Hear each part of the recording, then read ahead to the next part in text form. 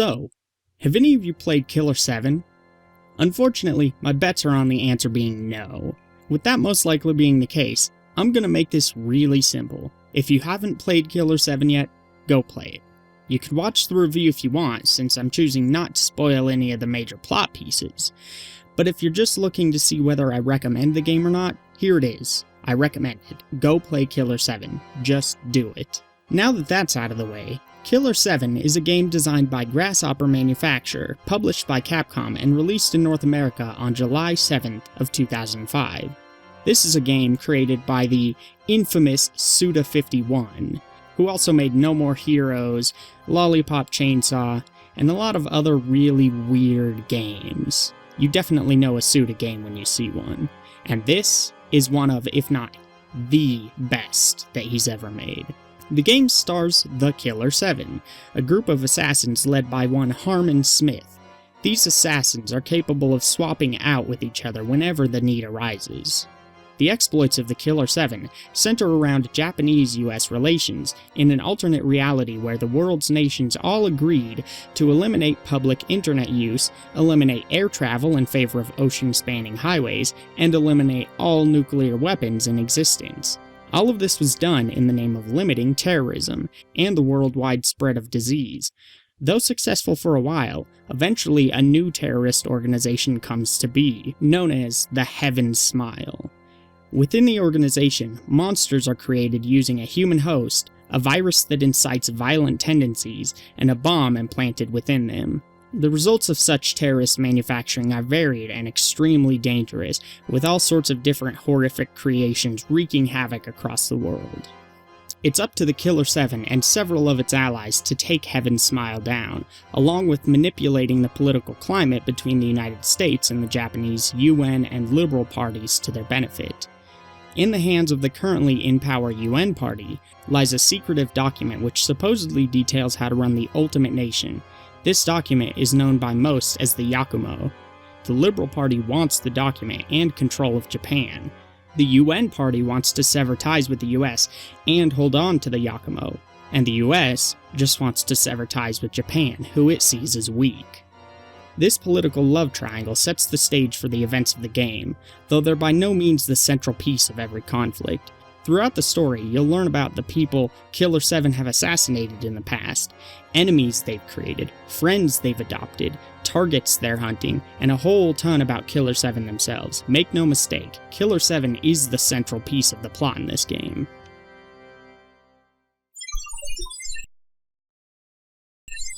First, before we get into anything, let's meet the group.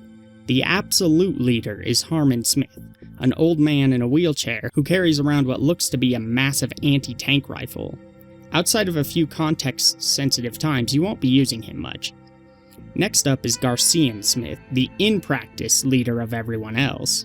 His SIG P230 silenced pistol is the weakest weapon in the bunch, and he or his weapon can't be upgraded.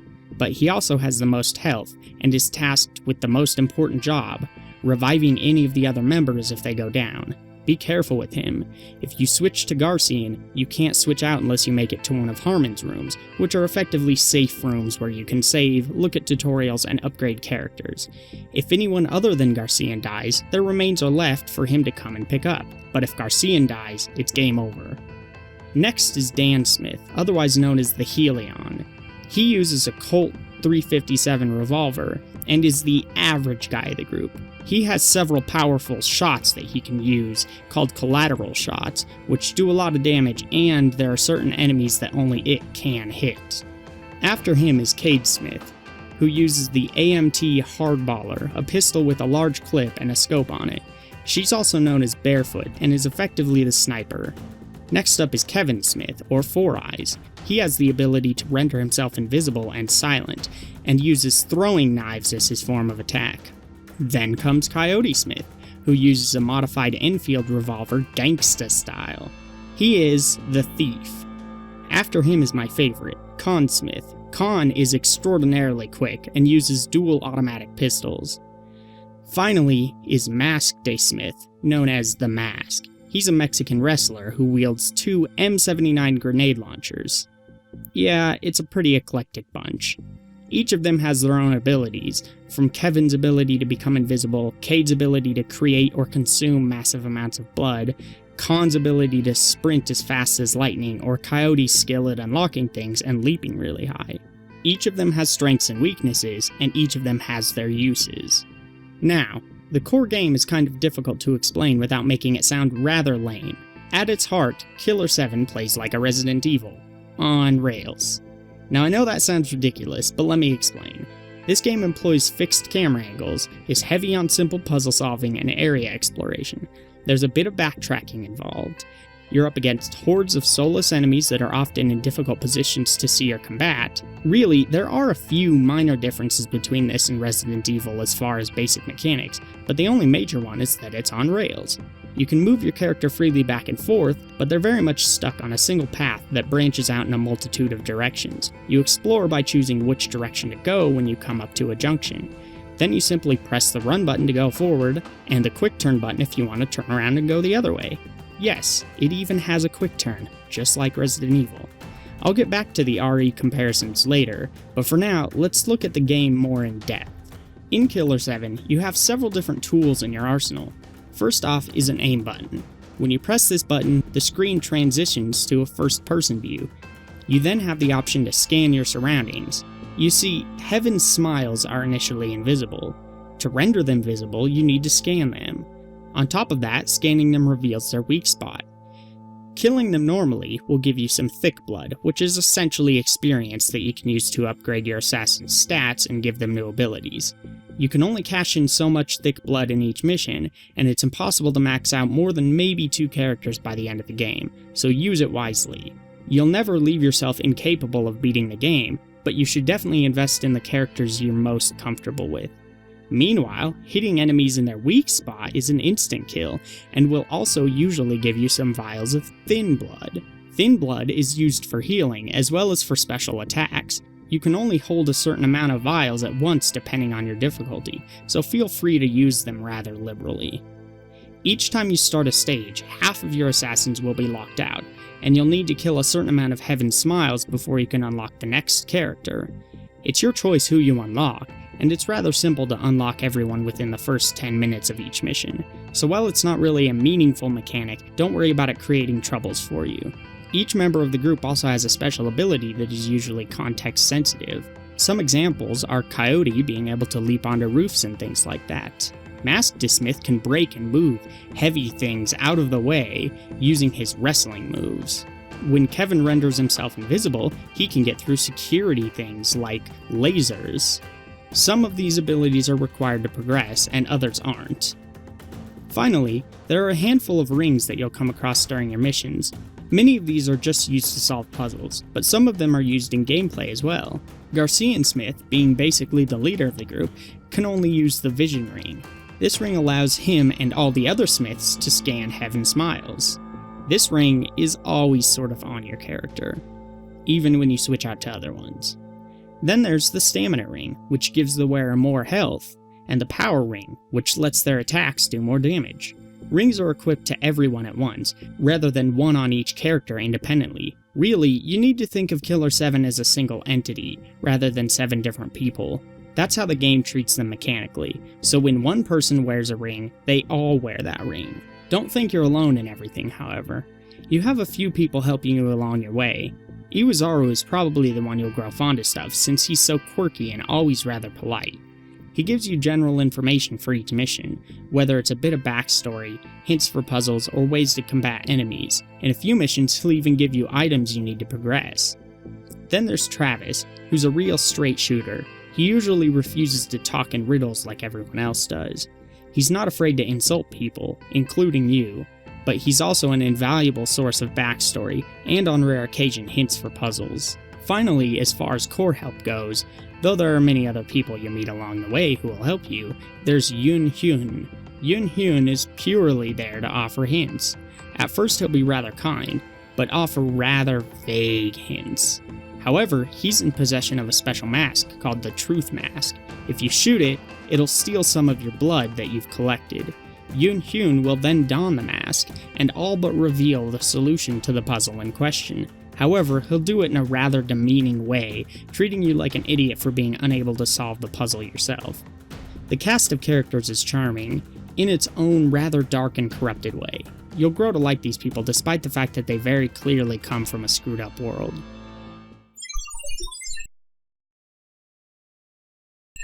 Whew.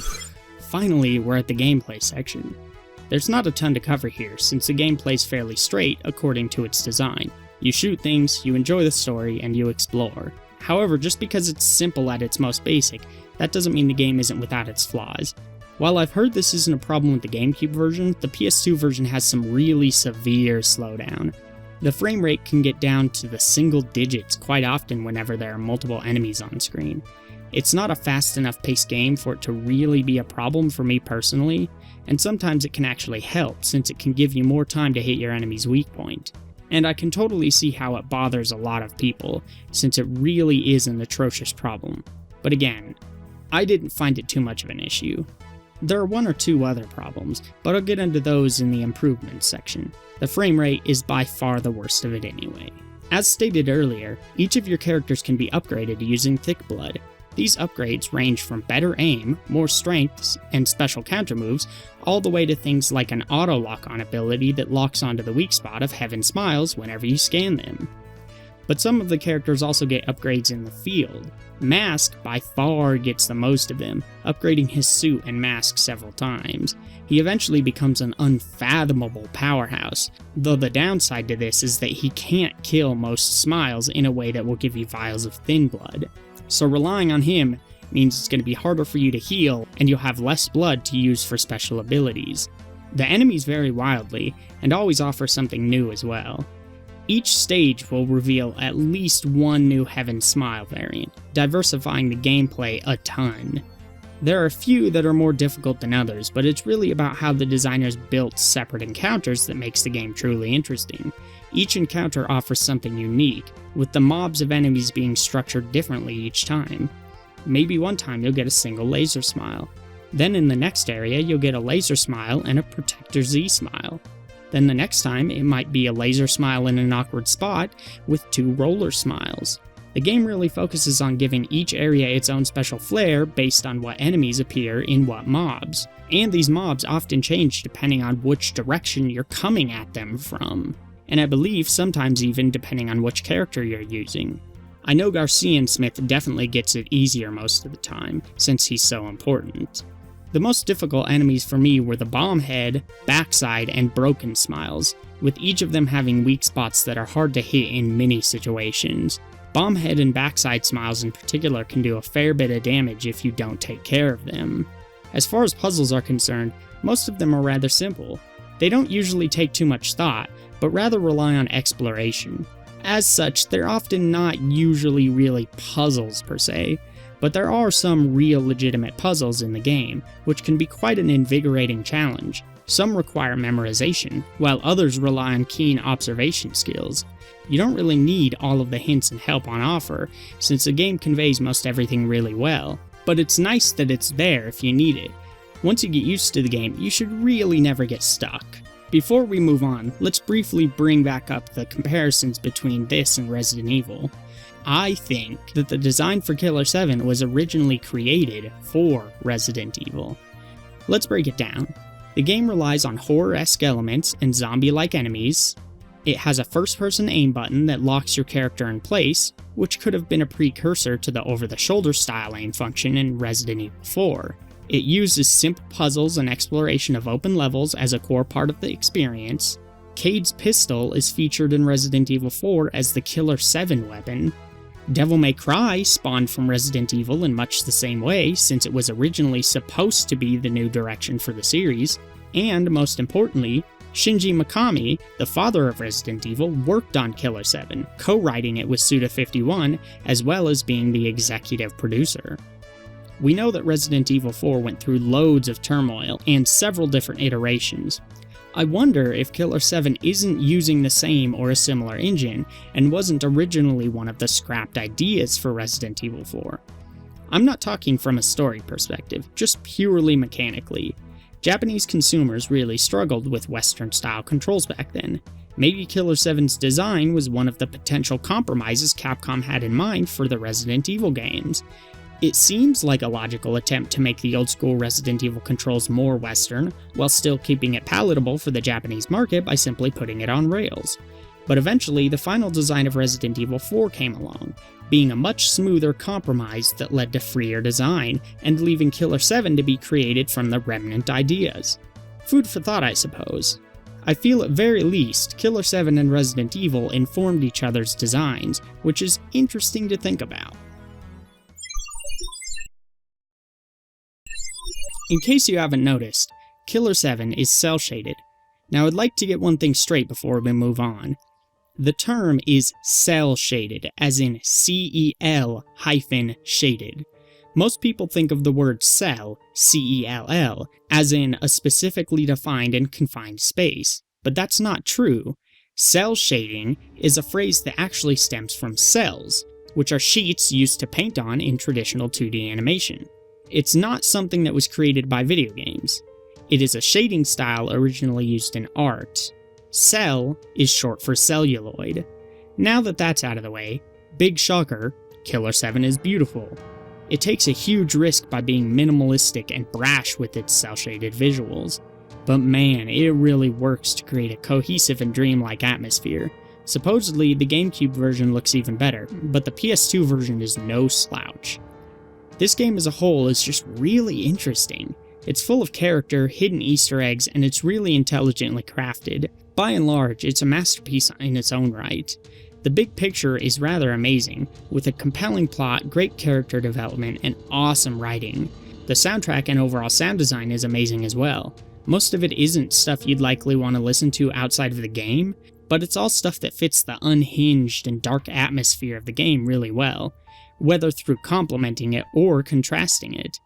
I can't say enough good things about the way this game is designed, both in its presentation and in its mechanics. And I also can't say much more than that without spoiling it, which is why this review's kind of hard. There are a bunch of little things that make it more interesting as well. For example, Iwazaru's name most likely comes from the Japanese Three Wise Monkeys maxim. You know, the see no evil, hear no evil, speak no evil saying? Yeah, that's the one. Well, the third monkey who covers his mouth and speaks no evil is named Iwazaru.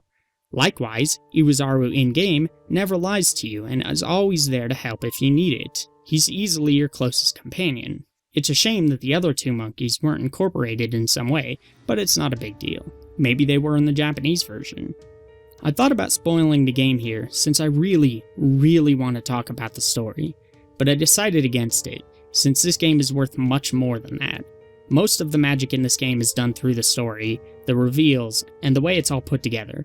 Seriously, the localization team did an excellent job here, probably one of the best localization efforts I've ever seen. So I won't be spoiling the plot here. Let's just say that this is Suda at his very best. I would eventually like to do a follow-up video on the GameCube version, since it's supposed to be so much smoother of an experience.